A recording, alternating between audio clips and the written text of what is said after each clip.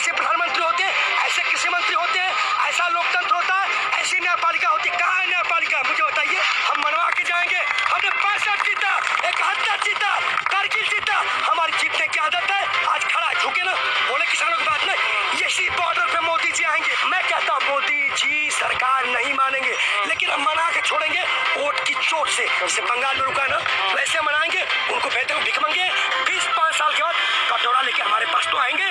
80 सत्ता के मालिक तो हम हैं, तो फिर कौन बड़ा? हम बड़े हैं। आएंगे इसी रिक्शा चालकों के पास, पंचर बनाने वालों के पास, इन्हीं शोषित वंचित मजदूरों के पास आगे मांगे कटोरे। हम भीख देंगे उनको। निश्चित रूप से उस देश की सरहद को, मेरे देशवासियों सुन लो, उस देश की सरहद को कोई छू नहीं सकता जिस देश की सरहद की निगहबान हो जवान और किसान। आज जवान और किसान मजबूती से खड़ा हुआ। आज एक बार फिर पीएम ने वही रूप, मैं बार बार कहता हूं कि दाढ़ी रखालने से कोई रविन्द्रनाथ टैगोर नहीं बन जाता और बाल मुड़ा लेने से कोई चाणक्य नहीं बन जाता, भारत माता की जय बोलने से कोई सरदार भगत सिंह नहीं बन जाता। एक बार फिर प्रधानमंत्री जी ने किसानों को फिर अपने बहुरूपिया का रूप दिखाया, छलने का प्रयास किया। कहते हैं कि जीडीपी बढ़ी है, यानी कि इस देश की जान किसान है। आज किसान कहाँ है? 6 महीने से रोड पे है। 400 किसानों की शहादत हुई, उनको एक बोल शब्द नहीं फूटा, एक शब्द भी उनके माथे पे सिकन नहीं है। 400 किसान शहीद हुए। यहाँ जाड़े में ठिठुरते रहे, जाड़े में बरसात हुई, ठिठुरते रहे, गर्मियों में चल रहे, लेकिन वो कहाँ है? जबकि इस देश के असली खाती हृदय कृषि है, आपने कृषि को नीचे कर दिया। जीडीपी हमारे ऊपर निर्भर। आज सारे उद्योग धंधे बंद है। मुझे पता है अगर आज कृषि खत्म हो जाए, सब कुछ खत्म हो जाएगा। फिर भी इस दौरान भी, वैश्विक महामारी के दौरान भी किसान जूझते हुए फिर उन्हें देश को दशा और दिशा दी। मैं कहता हूँ, उन्होंने कहा कि खरीद, ये भी पूछना चाहता हूँ, सबसे ज्यादा खरीद कहाँ हुई? पंजाब में, हरियाणा में। लेकिन उन्होंने क्या कहा? ये खालिस्तानी है, ये माओवादी है पंजाब को, ये नकली किसान है। लेकिन उन्होंने इस देश को क्या दिया? सबसे ज्यादा खरीद दिया। अब तो झुकते हुए दिख रहे हैं ना, लेकिन बिल्कुल क्या है? सत्य परेशान हो सकता है, पराजित कदापि नहीं। आपने इन्होंने क्या किया? हमें नकली किसान का हमसे बात की, हमें खालिस्तानी माओवादी क्या हमसे बात की, इन्होंने किले लगाई हटा दी हमसे बात की, फ्लाईओवर बंद किया हमसे बात की। कहते थे नकली काला क्या है? 9 संशोधन किए, जीतेगा।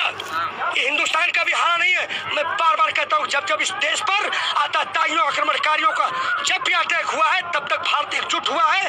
ना कभी तिरंगा झुका है, ना झुकेगा। न हिंदुस्तान कभी टूटा है, न टूटेगा। किसान एकता, ये हमारे भारत की खूबसूरती लोकतंत्र की परंपरा है। मन की बात में प्रधानमंत्री जी ने कहा है कि एमएसपी से भी ज्यादा की खरीद की गई है इस बार। कहाँ हुई है? कहीं ना हुई। सरसों की फसल को, सरसों उनके रूल को देखे 6%, मात्र 6% खरीद जाती है। हमें 6,000 रुपए साल का मिलता है। अगर हमारी 100% खरीद जाए, वो हमका मूल्य हमको नहीं मिलता है। हमें भीख नहीं चाहिए, हमें एमएसपी पे कानून चाहिए और बाहर जो कम लेता है उस पर कार्रवाई का प्रावधान, सजा का प्रावधान हो। हमें भीख नहीं चाहिए। कोई आता अटल पेंशन योजना, कोई लोहिया पेंशन योजना, सब बंद कर देते हैं। हमें लाइफ टाइम रोजगार चाहिए। मेरे युवाओं से पूछिए, इनको लाइफ टाइम 500 बेरोजगारी भत्ता देंगे, ये क्या है? फिर अगली सरकार बंद कर देगी। हम अपनी फसल, अपनी उपज कहाँ बेचे, किसको बेचे, कैसे बेचे, वो हमें चाहिए। आज आप रोटी को तिजोरी में बंद करने का प्रयास करें, हमें नहीं चाहिए। हमें ये बोल, लोकतंत्र में मन की बात नहीं होती, लोक की बात होती है। यही मोदी जी मन की बात करते हैं तो 23 भाषाओं में ट्रांसलेट होता है। मैं पूछना चाहता हूँ, इस देश में जो कृषि, जो खाती हृदय है, उसको कितनी, जब बिल लागू किया, कितनी भाषाओं में ट्रांसलेट किया? आप ऐसे प्रधानमंत्री होते हैं, ऐसे कृषि मंत्री होते हैं, ऐसा लोकतंत्र होता है, ऐसी न्यायपालिका होती है। कहाँ है न्यायपालिका, मुझे बताइए। अच्छा, एक बात बताइए, कल ममता बनर्जी 30 मिनट लेट आई थी, तो उस पर इतना विवाद हो गया। आज 6 महीने से यहाँ बैठे हैं, अभी तक आपकी सुनवाई नहीं हो रही है। यही तो, आप करें तो रामलीला, हम करें तो करेक्टर ढीला, आप करें तो चमत्कार, हम करें तो बलात्कार। और हम जो भी इनके नीतियों के विरुद्ध जो भी चीज करें, तो हम पे देशद्रोह, राष्ट्रद्रोह, पत्रकार पुनिया, दिशा रवि, तमाम किसानों पर आपने ये FIR लॉन्च किया। मैं पूछना चाहता हूँ, जिस तरह बाबा रामदेव, लाला रामदेव बिजनेसमैन ने कहा कि मुझे कोई हस्ती नहीं, किसी बाप का, माई का लाल नहीं आपको गिरफ्तार कर सकता है, क्या न्यायपालिका है? क्या कार्रवाई हुई? मैं पूछना चाहता हूँ, अर्नब गोस्वामी जो पुलवामा पर इतना बड़ा शामिल था, जो कि 5 आदमी सुरक्षा सलाहकार होते हैं, कैसे लीक हुई? क्या कार्रवाई हुई? कंगना रनौत पे कार्रवाई हुई? उनको जेट प्लस सुरक्षा हमारा टिकट, जो कुछ सुरक्षा नहीं है। तो कहीं ना कहीं ये ये बड़ बोले पनोत नेता, एक कथित मीडिया निश्चित रूप से देश को तोड़ने का काम करे। जो सरकार दिखाना चाहती है वही कथित मीडिया, कथित नेता, कथित धर्मगुरु, कथित खिलाड़ी दिखाने का प्रयास करे, लेकिन ये देश छोड़ेगा नहीं। असली भारतीय लोकतंत्र यहाँ बॉर्डर पे इकट्ठा हुआ है। धरती जमीन तुम्हारी है, धमक हमारी है, धमक हमारी आगाज तुमने किया है, अंत हम करेंगे, किसान करेंगे। ओट की चोट जिस प्रकार से पंजाब में नगर निगम में सुखड़ा साफ हुआ, दिल्ली में साफ हुआ, बंगाल में रथ रोका गया, अब यूपी में एक बहुत बड़ा परिवर्तन होने वाला है। इनके पूरे विधायक छोड़ के जा रहे हैं। अच्छा, एक बात बताइए, सोशल मीडिया बंद होने की बात होती है और आंदोलन को जो इस तरह इतने ऊपर तक उग्र हुआ है, सोशल मीडिया का एक बहुत बड़ा अहम है, चाहे कुछ भी हो। तो कैसे क्या फर्क पड़ेगा अगर सोशल मीडिया इसीलिए बना था कि आम आदमी की आवाज, आम आदमी अपनी बात प्लेटफॉर्म पे रख सके। लेकिन जिस दिन सोशल मीडिया बंद हो जाएगा, इस देश की सांस बंद हो जाएगी, लोगों की सांस बंद हो जाएगी और एक कदापि नहीं होगा। हम पलट के रख देंगे वोट की शक्ति। कब तक? हम 2024 तक बैठेंगे। अगर ये सरकार ने नहीं माना तो अगली सरकार से मनवाएंगे, हम मनवा के जाएंगे। हमने 65 जीता, 71 जीता, कारगिल जीता, हमारी जीतने की आदत है। आज खड़ा झुके ना, बोले किसानों की बात नहीं, इसी बॉर्डर पे मोदी जी आएंगे, मैं दावा करता हूँ। 22 का डर है क्या उन्हें? बिल्कुल 22 का। देखिए इनकी ताकत क्या है, ईवीएम क्यों नहीं पूछ रहे, ईवीएम की ताकत है। मैं ये भी कहना चाहता हूँ कि 73 सीट जो बंगाल में आई, ईवीएम का खेल 3 से भी कम आती। ईवीएम हम चाहते हैं कि यहाँ का वोट जो हो, बैलेट पेपर्स हो, जिस देश से मशीन बनाई वहाँ ईवीएम का प्रयोग नहीं होता है। यहाँ क्यों जब 6 महीने में 7 में लग जाता है अमेरिका का पेपर की मांग कर रहे हैं जी चुनाव के जी, लेकिन वो तो हो नहीं सकता। क्यों नहीं हो सकता जी, बताइए क्यों नहीं? डिजिटल इंडिया चाहते हैं भाई, अमेरिका में हो सकता है, यहाँ क्यों नहीं? ऑस्ट्रेलिया, जापान में हो सकता है, यहाँ क्यों नहीं? वाई ये कोई कानून नहीं ना है। जो जनता की मांग होगी तो इतनी ज्यादा है ना इस देश की, खासकर यूपी इतना बड़ा राज्य है जनसंख्या के मामले, कैसे तो आप लोकतंत्र का गला घोटेंगे? मैं पूछना चाहता हूँ, अमेरिका में कितने दिनों चुनाव परिणाम है? लोकतंत्र की वहाँ न्यायपालिका में मामला गया, तो क्या अमेरिका से लोकतंत्र मजबूत यहाँ इससे खराब है? वो तो कहीं ना कहीं आज बैलेट पेपर की मांग, क्योंकि उसमें जब ये सोचना चाहिए कि जो डिजिटल इलेक्ट्रॉनिक है उसे हैक किया जा सकता है, हैक किया जा सकता है। आप घर में बैठ के सोचिए, अगर हैक होता होगा तो आप लोकतंत्र क्या आपका, आपके आप वोट किसको जाएगा? तो बैलेट पेपर में दिक्कत क्या है? 2 महीने बाद परिणाम आ जाएगा, 2 महीने पहले चुनाव करवा लीजिए, कोई दिक्कत नहीं है। योगी जी की छवि सुधारने का काम शुरू हो गया है, कैसे देखते हैं? सुधारने यानी कहीं कमी है, कहीं ना कहीं आरएसएस की सोच। इस देश में एक सोच, एक प्रधानमंत्री, एक देश लेना चाहते हैं। और रसिया में हो सकता है वहाँ एक कौम है, चाइना में बौद्धिस्ट हो एक कौम है, लेकिन यहाँ भारत में तमाम जाति, धर्म, संप्रदाय, खान पान, वेशभूषा अलग है। यहाँ एक विचारधारा नहीं चल सकती है। ये थोपना चाहते हैं कि आजीवन प्रधानमंत्री मोदी जी रहे और ये देश हिंदू राष्ट्र बने। लेकिन ये मैं जानता हूँ, ये भारतीय जनता पार्टी न हिंदू की है, न मुस्लिम की, न सिख की, न ईसाई की है। ये सिर्फ सत्ता जीवी है, सत्ता का सुख भोगना चाहते हैं। तमाम इनके हिंदू संगठन कह रहे बंगाल में राष्ट्रपति शासन लागू कर दीजिए, किए नहीं न किए।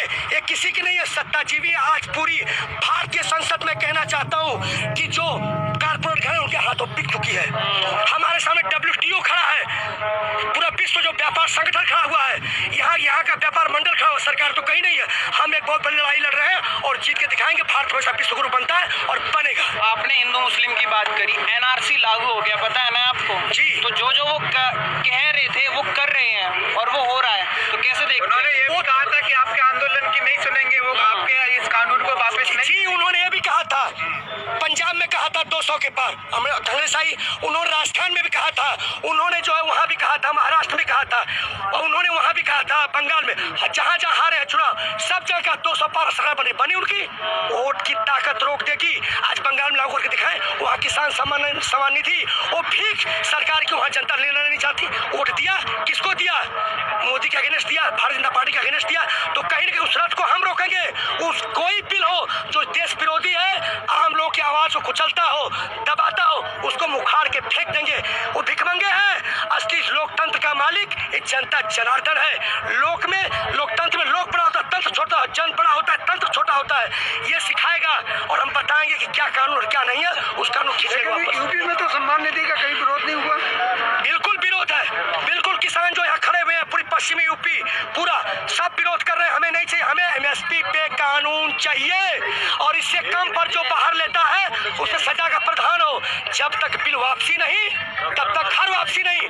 हल निकलेगा, आज नहीं तो कल निकलेगा। कहीं ना कहीं ये भी देखा जा रहा है कि जहां एक तरफ हरियाणा में, पंजाब में जिस तरीके से बीजेपी का हिंसा हो रहा है, वहीं गाजीपुर बॉर्डर पे ऐसा नहीं हो रहा है। तो क्या यूपी के किसान योगी जी से डर गए हैं? जी बिल्कुल। हिंसा, कैसी हिंसा की बात करते हैं आप? 26 जनवरी की बात हो, 28 की बात हो, जो कल की बात हो, कभी भी जब अभी तो हमने कॉल नहीं किया कि भीड़ इकट्ठा हो। जिस दिन कॉल किया है उस दिन पूरी भीड़, अभी देखिए कितनी भीड़। आप लोग कह रहे थे बड़े बड़े आंदोलनों में आपको चलने का प्रयास गोदी मीडिया न करे। बड़े बड़े आंदोलन में ऐसे होता है, कॉल पे लोग आएंगे जाएंगे।